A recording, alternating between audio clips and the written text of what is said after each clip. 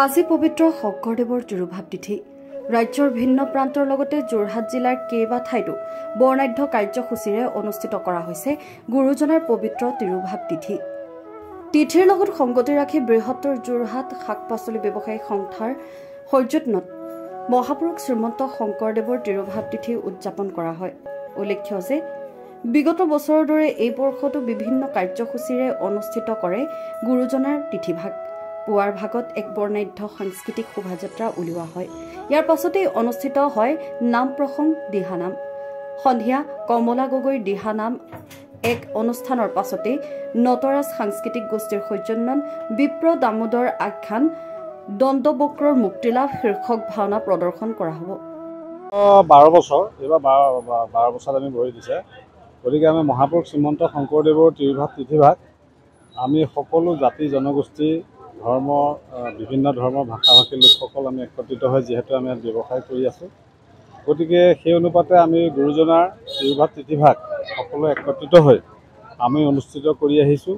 আৰু ইয়াত এই কৰ্মভাগ হোৱাৰ পৰা আমাৰ এটা মানে আমাৰ ব্যৱসায়স্থলীত এটা আমাৰ খুব গুৰুজনাৰ প্ৰতি যে সকলোৰে যে শ্ৰদ্ধা ভক্তি আছে, সেইটো প্ৰমাণিত হৈছে। গুৰুজনাৰ যি সপোন আছিল যে তেখেতে চেষ্টা কৰিছিল যে সকলো জাতি জনগোষ্ঠী ধৰ্মৰ লোকসকলক একত্ৰিত কৰি ৰাখি অসমীয়া যি সমাজ প্ৰতিষ্ঠা কৰি গৈছিল, সেই তাৰ আমি অকণমান মানে প্ৰচেষ্টা অব্যাহত ৰাখিছোঁ।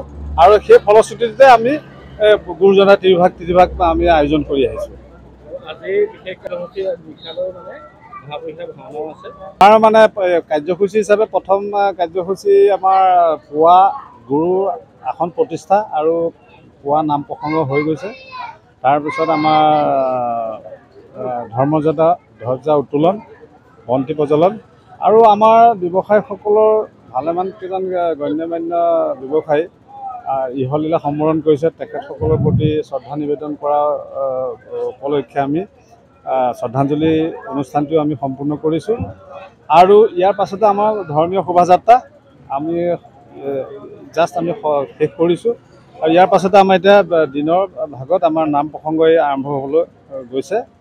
নাম প্ৰসংগ শেষ হোৱাৰ পাছতে অসমৰ বিভিন্ন ধৰ্মীয় অনুষ্ঠানত দিহানাম পৰিৱেশন কৰি সুনাম অৰ্জন কৰা অসমৰ হিয়াৰ আমাঠু শ্ৰীযুত কমলা গগৈ ডাঙৰীয়া আৰু তেখেতৰ সংগীবৃন্দৰ দ্বাৰা দিহানাম পৰিৱেশন কৰিব। তাৰপাছতে সন্ধ্যা ভাগত আমাৰ আৰু এটা অনুষ্ঠান আছে, সেইটো হৈছে আমাৰ দশাৱতাৰ নৃত্য হ'ব। তাৰ পাছতে অসমৰ বিভিন্ন জেগাত বিভিন্ন মঞ্চত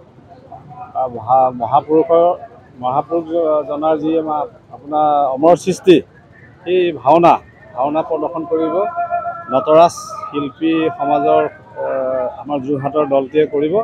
আমাৰ অনুষ্ঠান শ্ৰীমন্ত মাধৱ বৰুৱাৰ ৰিপৰ্ট, যোৰহাট।